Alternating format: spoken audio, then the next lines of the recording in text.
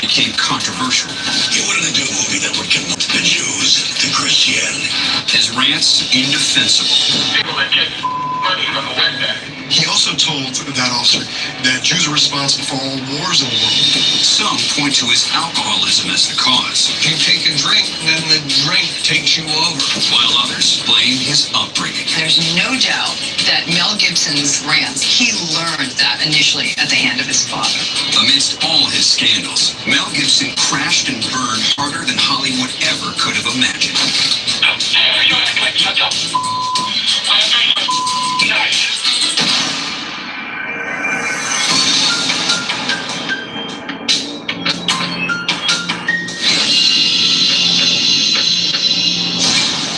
It was the sound of pure rage.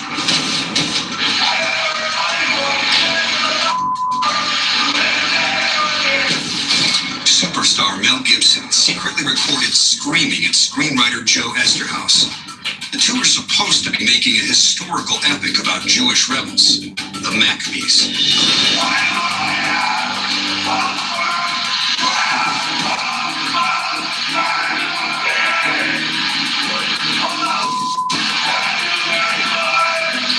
And when the recording is released to the public,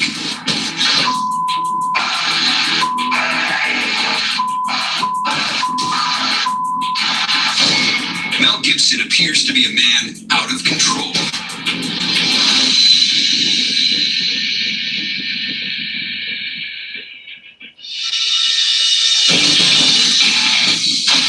No one's eyes are as blue, nor smile as quick. Mel Gibson is the essence of a leading man. He's lovable, entertaining, an incredibly smart person. One of the top 5 actors in terms of his bankability. Extraordinary success in front of the camera. I like to entertain. I like to, I suppose, lie to people in a way that gives me a kick. Yet today, Mel Gibson may be the most hated actor in Hollywood. Anti-Semite, racist, People that get money from the West Bank. homophobe. Gibson has seemingly tried to earn every badge of dishonor, flaunting the codes and social rules of the town that has made him millions. He offends blacks, he offends Jews, he offends gays. There's no one who's exempt. I think all of us wonder, where did the smell come from? How long has the smell been there? How deep is the smell rooted? Hey, I didn't think I was lewd and vulgar. I'm just being myself. If you can't take it, leave the room. Why does Mel keep boiling over? Some say it's simply how he's wired. He's a rageaholic. We see that in his characters. And that is why he's been such a successful movie star for all these years. Because he can channel all his flaws, all his character defects into his characters. Others cite a more insidious demon. Mel Gibson has a significant problem with alcohol. And he spiraled downward in a really dramatic fashion. But if you want to know the nature of the tree, you have to look at its roots. And Gibson's roots run darker and deeper than most. For many, the cause of Mel Gibson's explicit tirade starts with his childhood in Peekskill, New York. He was one of 11 children. His upbringing was very strict and rigid. In the Gibson household, religion plays a crucial role. But this isn't your everyday religion.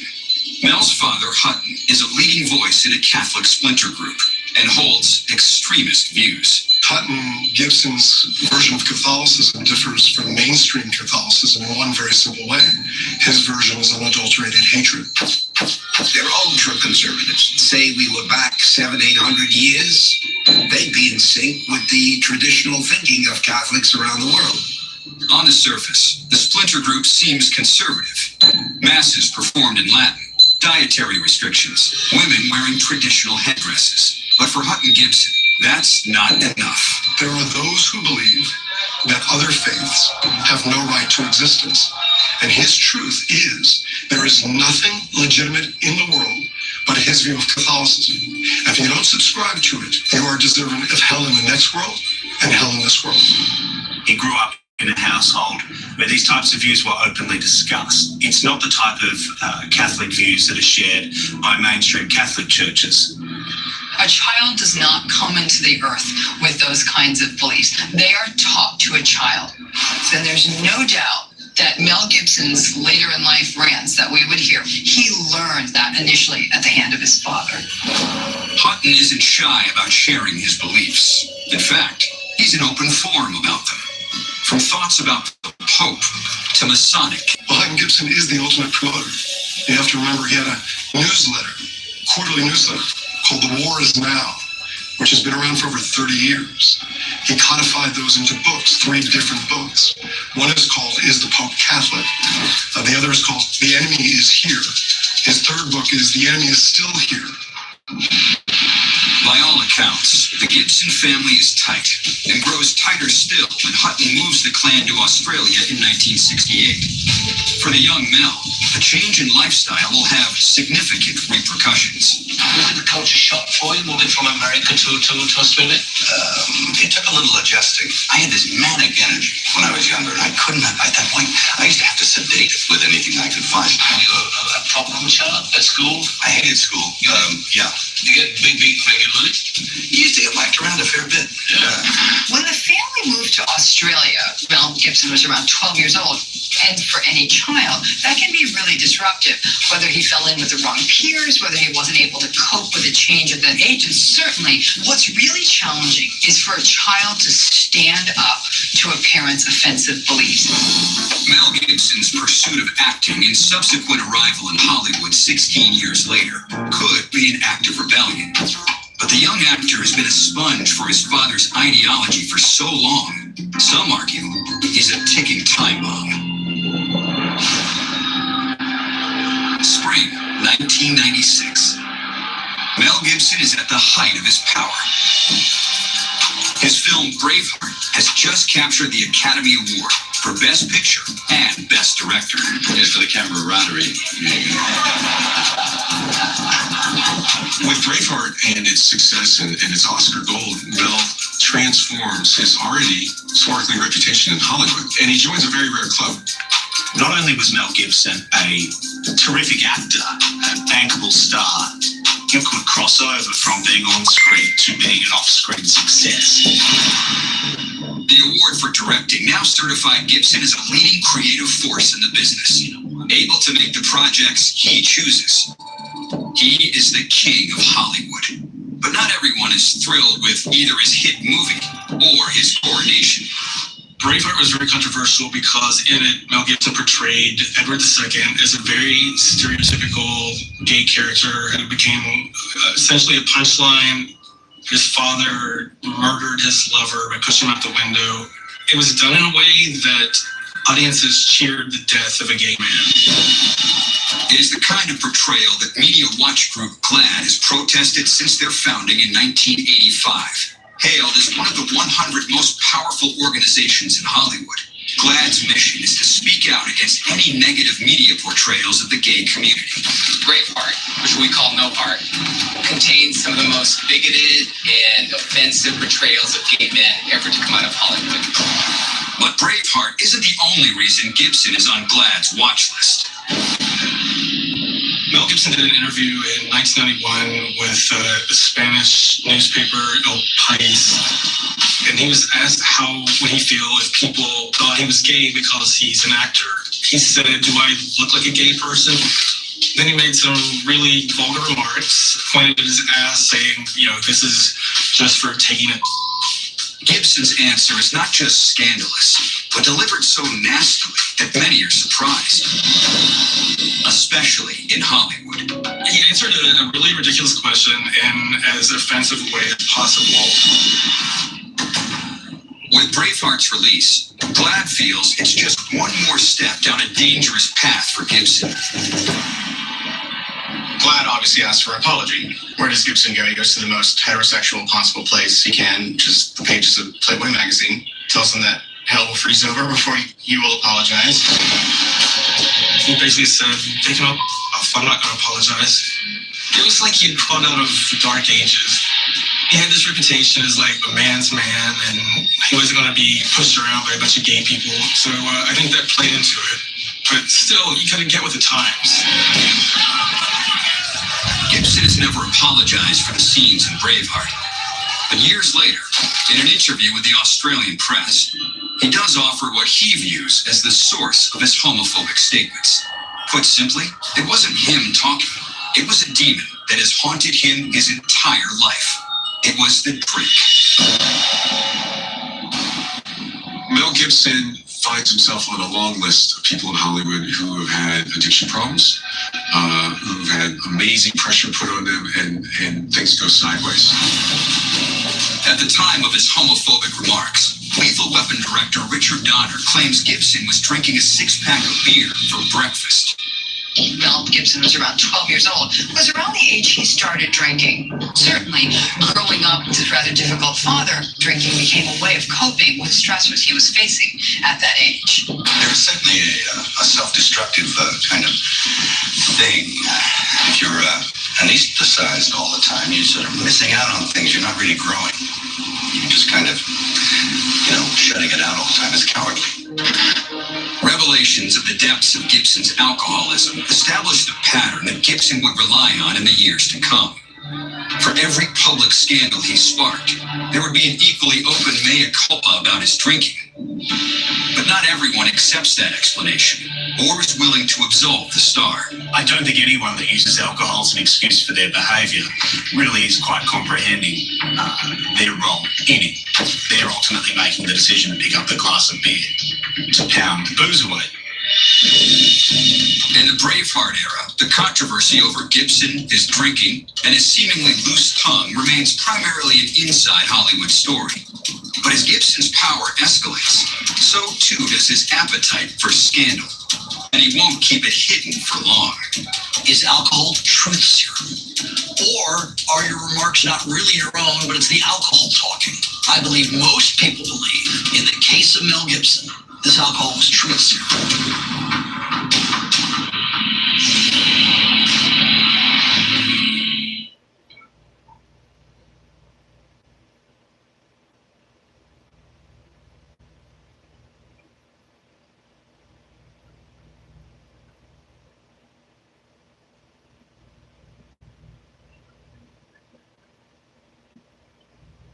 Army Dog.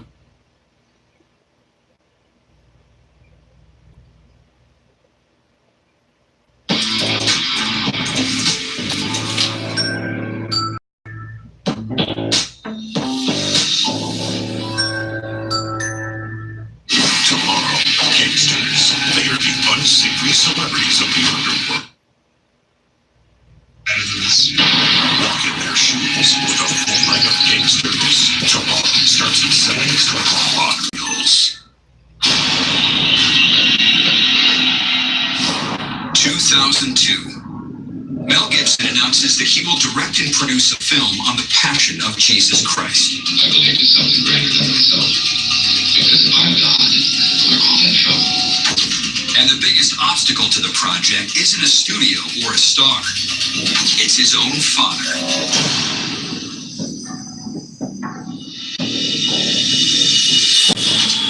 From the beginning of his career, Mel Gibson makes no bones about his strongly held religious views. He is a practicing Catholic in both word and action, siring 7 children with his wife, Robin. Mel Gibson was always the family man. I mean, he had a long-term marriage with a lot of children, which in Hollywood is a fairly rare creature. Still, many are surprised when Hollywood's most bankable star and director announces plans to film The Passion, the story of Jesus' final 12 hours of life. With Passion of the Christ, Mel goes into a dangerous landscape. Religion and the death of Christ, who's to blame for that? These are fraught with peril. Clearly, this was something that he must have known was going to hit hot buttons. I think I refer to it as the career killer film. When you do touch this subject, it does have a lot of enemies. Gibson is wading into potentially dangerous theological waters, but there are clear personal stakes as well. Controversial beliefs of Gibson's father, Hutton, are becoming public knowledge. Mel Gibson's father separated with the Catholic Church after they said that neither modern Jews nor Jews of Jesus' time should be blamed for his death. So Hutton publishes this newsletter saying that it's a Masonic plot controlled by the Jews to dismantle the Catholic Church from within. They believed that the Jews controlled the popes like puppets. Not only are they under the control of the Jews, but the popes themselves must be Jewish, because there is no way that a pope could pronounce to love a Jew.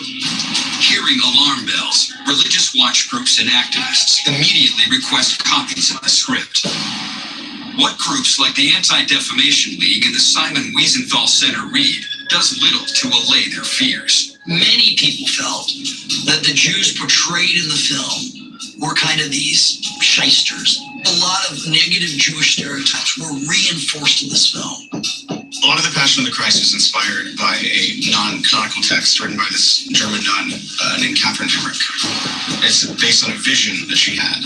You know, even Christians sort of took issue with that because it's not necessarily a faithful portrayal of Christ's suffering. I think any time you delve into the sort of religion, politics, as you well know, you're going to, touch nerves. I mean, every morning I open up the newspaper expecting to find a digitally altered photograph of myself sharing a cigarette with a handsome farm animal, To offset what he views as an unfair portrayal of the film, Gibson launches his own PR campaign. Before Passion of the Christ is released, Mel Gibson and his production company hired a evangelical promotional company to send out information packets and a video that Mel Gibson hosted himself, encouraging priests to include Passion of the Christ in their sermons, to organize church trips to the movie. Gibson even arranges a screening for Pope John Paul II. I mean, keep in mind the irony here. They're bringing their film for an endorsement that they believe is controlled by Jews and the Pope is Jewish. Hey, as I said before, it's a film that speaks about faith, hope, love, and forgiveness. Gibson has made The Passion a water cooler movie before even one frame has been seen. Everyone is talking about it. Only one thing could turn off audiences and snuff a huge opening weekend at the box office. If someone finds Mel's father Hutton, who is hiding underground. 6 months prior to the movie The Passion, the handlers of Gibson took Hutton and under the wife's name bought a small home in West Virginia. Nobody in the town knew it was Mel Gibson's father. They were so afraid that the media was going to get a hold of Hutton. Like a detective working a case, local radio host Steve Feuerstein tracks Hutton Gibson from Texas to his secret home in West Virginia. And Hutton is willing to talk. I spoke to him for about 3 hours, and he revealed in just a very casual way, the Jews are about controlling the world. He also suggests that the Holocaust didn't happen. He had these very grisly details about what it takes to dispose a body. Logistically, it just doesn't add up. One of the highlights of our interview is when he said to me, Steve, the Holocaust obviously could never have happened because look how many Jews there are in New York, in Los Angeles, in London. There could never be that many survivors. The Holocaust is probably one of the most documented events in all of the annals of human history. Only big anti-Semites would have the nerve to say that. Hutton talked about the critical point that everyone in America wanted to know. What did Mel Gibson think as a person about Jews, about the Holocaust? And how similar was he to his father? What Hutton shared with me is that Mel is a prototype. Whatever Hutton Gibson believes, Mel Gibson believes.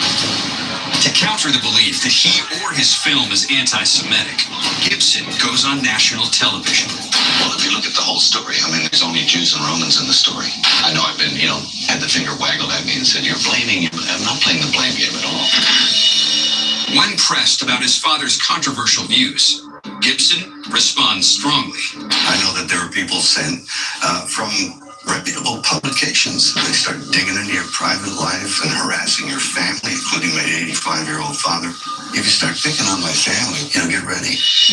On Ash Wednesday, 2004, the public is finally able to decide for themselves as the film opens across America and much of Europe. The emotional response on both sides is intense. It come across to me, at least, as particularly anti-Semitic. It's about Mel Gibson and his anti-Semitic words. I was in a screening on the MGM lot in Culver City with approximately 20 people. And they were sobbing, openly weeping through this movie because it touched them. I watched in the theater. There were young people, there were university students, there were high school students there. What are they going to go out and think about Jews? On its opening weekend, the film makes $83 million, rivaling the starts of the Harry Potter and Lord of the Rings franchises. Claims that Mel Gibson is anti-Semitic seem to be fading away, until he opens his mouth at the worst possible time. He also told that officer that Jews are responsible for all wars in the world.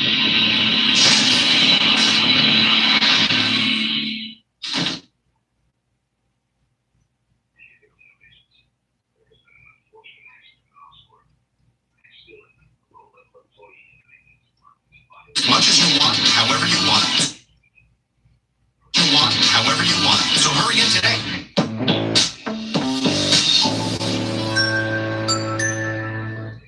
Charlie Sheen, the only man crazy enough to take on the world. Nobody tells Charlie Sheen what to do. Us Weekly's Famous Feuds, Friday on Reels. July 28th, 2006. A deputy sheriff pulls over a car in Malibu.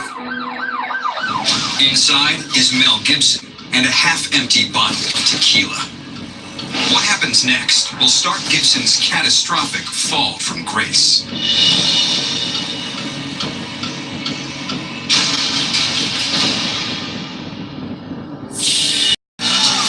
Read the scoreboard at the end of 2004, and Mel Gibson. The Passion of the Christ isn't just controversial, it's box office gold.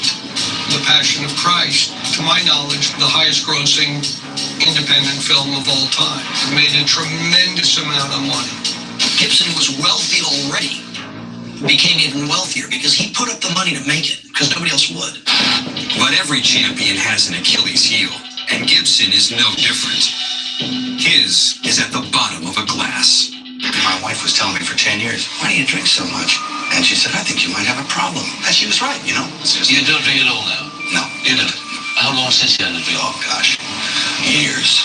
But by 2006, after several years of sobriety, Mel Gibson is drinking again. Mel Gibson has had years of drinking, getting clean, falling off the wagon. And when you're in the face of it and you start using it again, it can spin completely out of control. Pacific Coast Highway, Malibu, California. PCH, as it's called, is the yellow brick road for Hollywood's elite, connecting their exclusive waterfront homes to the rest of the city. On July 28, 2006, Gibson pulls into one of its popular Ocean View restaurants. There's a restaurant in Malibu, Moon Shadows, which, having grown up in Los Angeles, that's where I always went on prom night, by the way. But basically, Mel Gibson was holding sort of drunken court there. For whatever reason, he showed up at that restaurant in Malibu. And you know what happens with an alcoholic is you take a drink, then that drink takes a drink, and then the drink takes you over. After several hours as the life of the party, topping off people's drinks and posing for photos, he drives off onto PCH and soon finds the flashing lights of a police car in his rearview mirror. When Mel was arrested in Malibu, he gets out of the car and he starts going on an anti-Semitic Jew-hating rant. He, in essence, says to the officer, "Are you a Jew?" And then just goes off about Jews. Gibson is also reported to have mocked a female officer and vowed to use his money to destroy another. What alcoholism does is it shoves its fist up your butt and it comes out your mouth and does all the talking for you, and that's what was happening. According to the arresting officer's report, Gibson ends his anti-Semitic rant with a phrase that for many proves the depths of Gibson's anti-Semitism. He also told that officer, James Mee, that Jews are responsible for all wars in the world. To radio journalist Steve Feuerstein, it was the kind of statement that can only be delivered by a son of Hutton Gibson. It's interesting because that was word for word what his father said to me in my interview with Hutton. It's not how far has the apple fallen from the tree. The apple is still on the tree. There are certain cardinal rules that you don't break in Hollywood if you're a major star, and that is don't disparage gays and don't disparage Jews. Powerful Hollywood agent Ari Emanuel urges the industry to professionally shun the actor and refuse to work with him. And the pile-on continues. When a writer came up and said, oh, I've always known this. I hung out with him at a party in the 80s, and he asked if I was an oven dodger, So it was just a sort of free-for-all on Mel Gibson at that point. To staunch the bleeding, Gibson puts out a press release that reiterates his go-to defense. It was the drink. He first did a letter, but it didn't seem to work really well. And when you do an apology, and then you have to do a second apology, it tells you that that apology isn't working. And that's exactly what was the case. I think somehow there was probably a miscalculation on Gibson's part. This will blow over. I don't think he really grasped how bad this was. What started as a controversial debate with the Passion of the Christ is now a full-blown storm of bigotry. The fallout has an enormous effect on Gibson's life. I think finally his family, and most notably his wife, were like, enough. Been what, 20 odd years now? 22. If you're left to your own devices, in other words, push the button. Oh, I'd have pulled the pin years ago. In the wake of the DUI, Gibson and his wife Robin separate. She had stood by him for many years. He had a whole slew of kids with her. If I was to apply some calculus to this, I think his drinking and his consequent behavior was responsible for the breakup of his marriage. I wasn't there, I don't know, but that's the math. Trying to put the incident behind him and pick up the pieces of his career and personal life, Gibson pleads no contest in court. He accepts 3 years of supervised probation. If you look at where Mel Gibson was and the trajectory he appeared to be on, this was a guy on top of the world. This is a guy who had everything ahead of him, and then suddenly he just ran into a wall. Gibson's life is now running downhill faster and faster towards scandal, and the worst has yet to come. You get raped by a faggot, then your fault.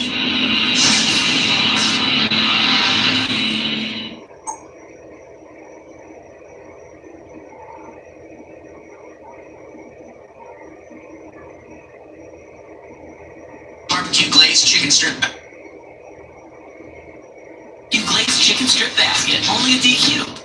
Go to helpsalvationarmy.org to donate for hurricane relief.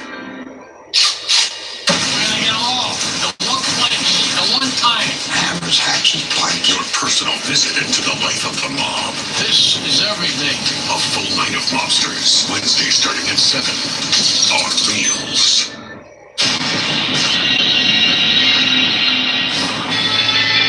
2010. Mel Gibson is in a heated argument with his girlfriend, Oksana Grigorieva. You need medication.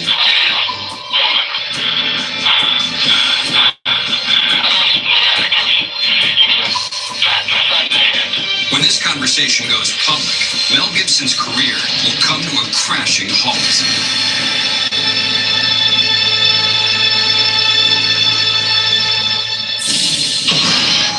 Edge of Darkness is the movie that will reintroduce Mel Gibson to the world. At least, that's the plan. For 3 years, Gibson has been laying low. No directing, no acting. Now, as he approaches his 54th birthday, he and his supporters are looking for a fresh start. But can a leopard change its spots? It seemed like this noir film would be maybe just the right way for Mel to come back in a hard R, dangerous way that would put him in touch with fans who still like him. The poster, it has Mel Gibson just sort of pointing a gun. So I think people saw that and they're like, oh yeah, Mel Gibson with a gun. I like Mel Gibson with a gun. Gibson hopes that time will heal all wounds and he can play a hero again. But an interview with entertainment reporter Sam Rubin leaves many wondering if Mel himself is any better. So he says something to the phrase of, well, now I'm back. And that, in my mind, opened the door for what I thought was a very honest question. Some people are going to welcome you back, and other people are going to be like, you should never come back. What? Everything changes. So his body position changes. He moves forward. Yeah, I gather you have a dog in this fight. When he said those words to me, in my heart of hearts, I had no idea what he was talking about. Pardon me? Do you have a dog in this fight?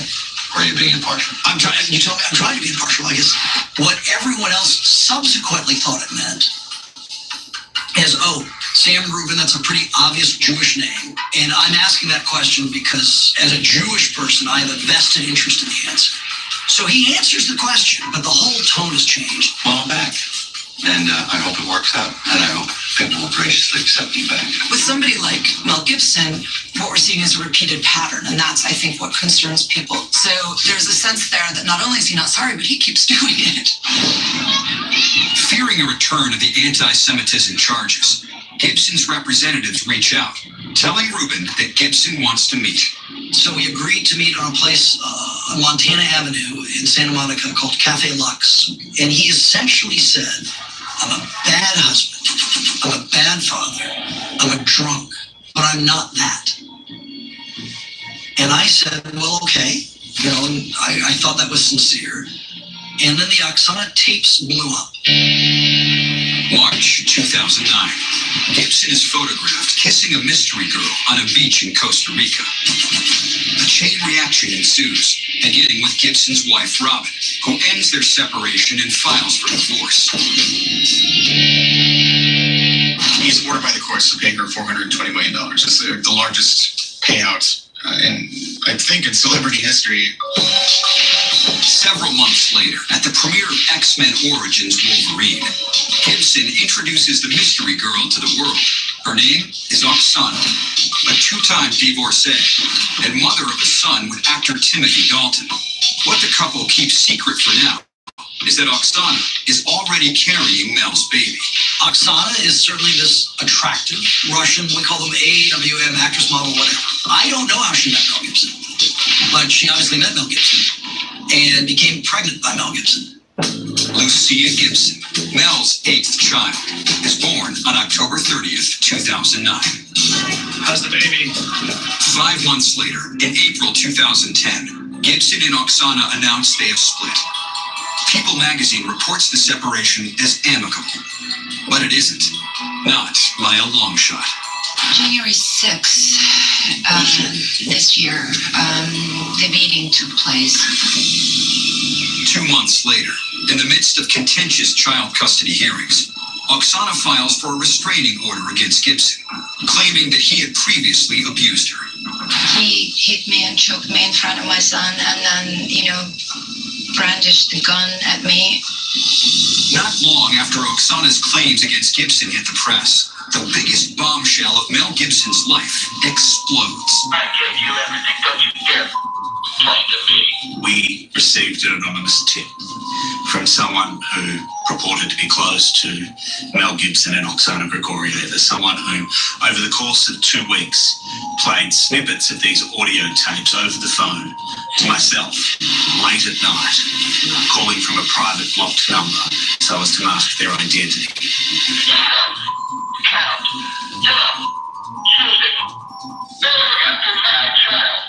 She's my child too. Yeah, I know. I'm not you. She doesn't turn out like you.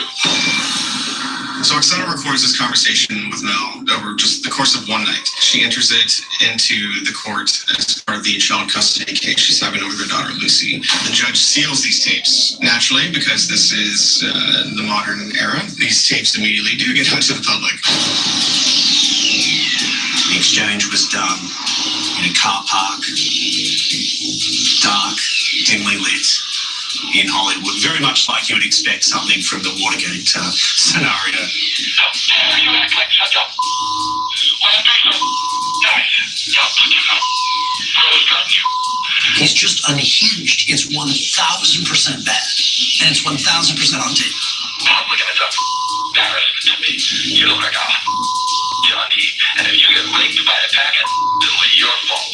I find it very difficult to believe that people still speak like that. I'm sure that makes me naive, but I was genuinely startled. You were hitting a woman with a child in her hands. You? What kind of man is that? Hitting a woman when she's holding a child in her hand, breaking her teeth twice in the face. What kind of man is that? You're gonna get to it. You know what? You're gonna answer one day, boy. You're gonna answer. When we published the first of the tapes on a Friday afternoon, our website crashed. And that continued unabated for about 6 or 7 days. Never before had anyone seen or heard anything like that in Hollywood. This was the ultimate gotcha moment. What began as Gibson's comeback now threatens to end his career forever. Scandals need fuel. This is a smoking gun. It's really bad. It's terrible. Mel Gibson had Beaver with Jodie Foster on deck. That would get pushed back. Talk of another Lethal Weapon movie quickly quieted. Around the same time, Mel is also looking at making a Viking epic, like Braveheart. He wants to go back to what he knows best. And he's in talks with Leonardo DiCaprio, who wants to produce and star in it. That movie has never happened. For Gibson and his supporters, this isn't just time to spin. This is triage. In the case of the tapes, he claimed that they were edited to make him look bad. That sort of argument might have held water in an era before audio was available on the internet. But now it's right there. It's right in front of you on the internet. You can hear it. You can make an auto-tune dance remix of it. Questions are quickly raised about Oksana. Why was she secretly recording the film star? What was her motive? Oksana was a woman who honestly didn't have that much going for her. She gets involved with Mel Gibson. She surreptitiously tapes him, ranting at her. It was a move. It was a money move, and she wanted to get paid. That's clearly it. Leaks and rumors suggest Oksana turned down a $15 million settlement because she had the tapes and wanted more. In the end, she settles for joint custody of Lucia and $750,000. Some believe the leaked tapes were her revenge. Was she content with what she got? Absolutely not. Was she offered $15 million? No one really knows. One thing's for certain, though, we went on the record to say this, that the release did not Gregoria. No one has ever been revealed as the source of the tapes. What is clear is that whoever it was snuffed Mel Gibson's comeback, leaving everyone to wonder, would Mel Gibson ever work in this town again? Well, I can't excuse Mel's behavior. I mean, only he can explain that.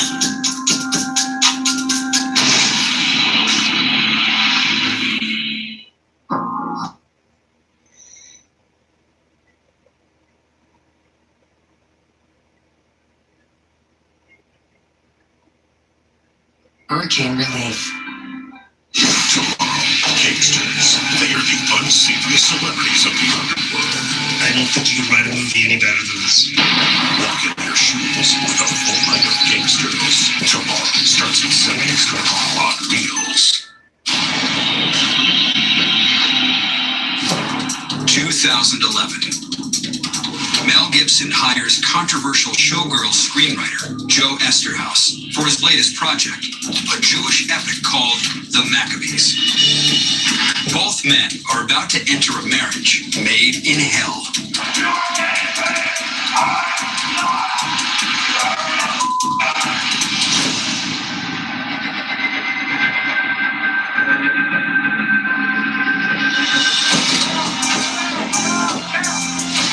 In the wake of the Oksana scandal, Mel Gibson, two-time Oscar winner, and a star who earned more than $4 billion for the studios, can't find a job. His scandals have caught up with him. Mel Gibson was all set to show up in the best possible situation to reintroduce himself to pop culture. He had a cameo in the second Hangover movie. And one certain cast member in particular, rallied to get him fired. It was Zach Galifianakis who said, I don't want to work with him when it came to Mel Gibson in 2013. He's washed up. He's done. As far as hiring the firing of actors, I have no insight. Here is a franchise that found Mike Tyson acceptable for the first film, and Mel Gibson didn't make the cut for the second. That's a very different circumstance than being on stage at the Oscars. So toxic has Gibson become that it begins to envelop his closest allies, including director Jodie Foster.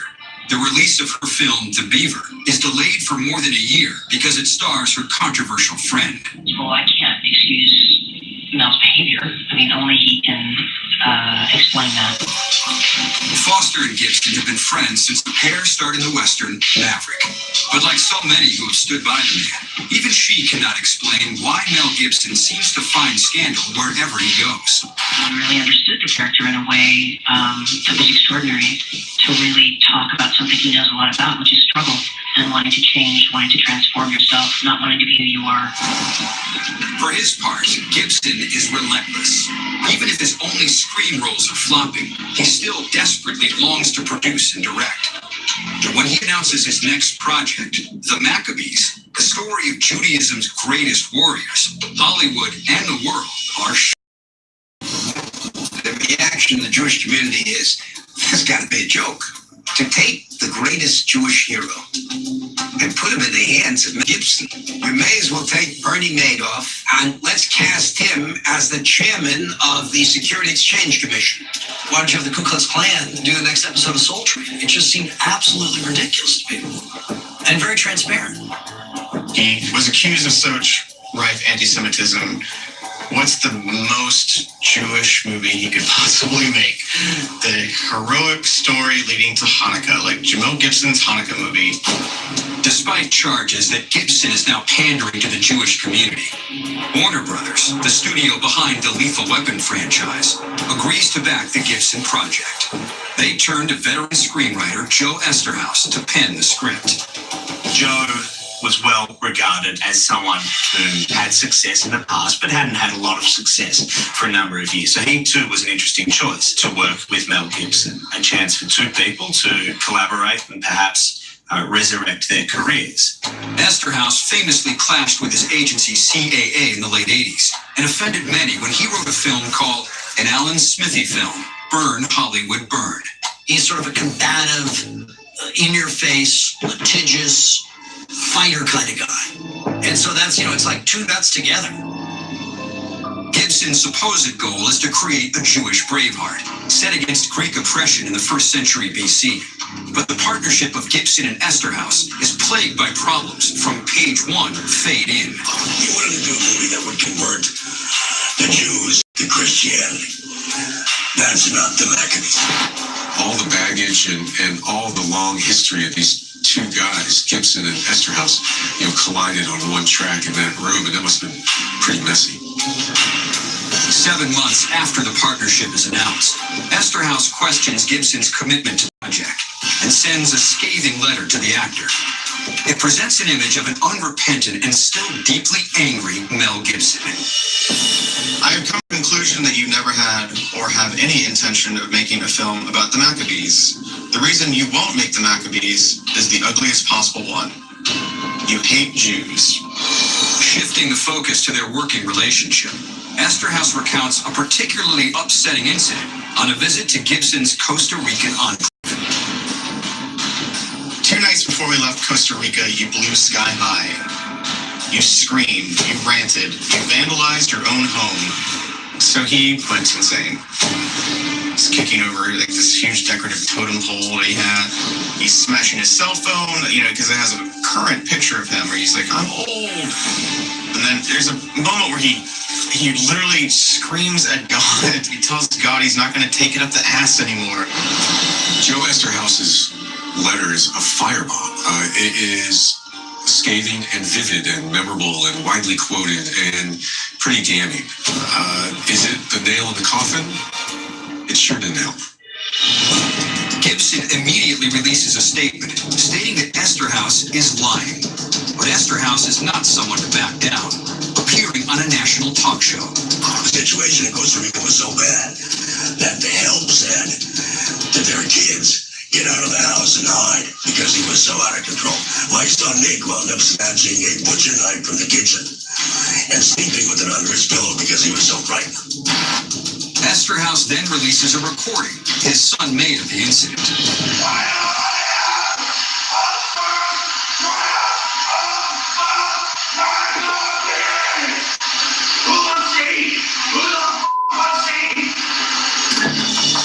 In the months to come, the Maccabees project project goes into turnaround. The script shelved. And Gibson must satisfy his hunger for movie making through co-starring roles in a series of action pictures. In 2012, Gibson appears in Get the Gringo, then Machete Kills. And a year later, he joins the ensemble cast of The Expendables 3. The entire brand of The Expendables is pretty much all of the old has-been movie stars. So he's joining the whole group of men who have made some big mistakes and tried to apologize about it. I can't imagine it's satisfying for him because he doesn't do it for fame. He certainly doesn't do it for money. He loves making movies. He loves telling stories. No disrespect to those films. I've seen Braveheart. That's not Braveheart. Why is a man that seems so aware of his mistakes forever destined to repeat them? Even now, his past haunts him, and Gibson remains a man in constant battle with Hollywood, the world, and himself. I don't think a major hit can redeem him in Hollywood in terms of perception. I don't think he cares because he's shown time and time again that he can do it his way outside of the system. You won't find anybody who'll say that if a person makes a sincere effort and changes his ways and direction in life, that person shouldn't have a fair shot at it. But if you ask me, has Mel so far achieved that? Absolutely not. Nowhere close. I think it's a safe bet that this is not the last we'll hear of Mel Gibson being caught at the centre of a scandal. Time's ticking. We're probably closer than we were yesterday.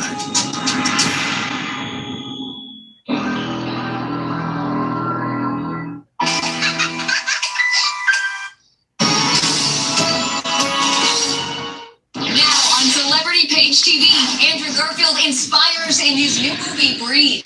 I don't want them just alive. I want them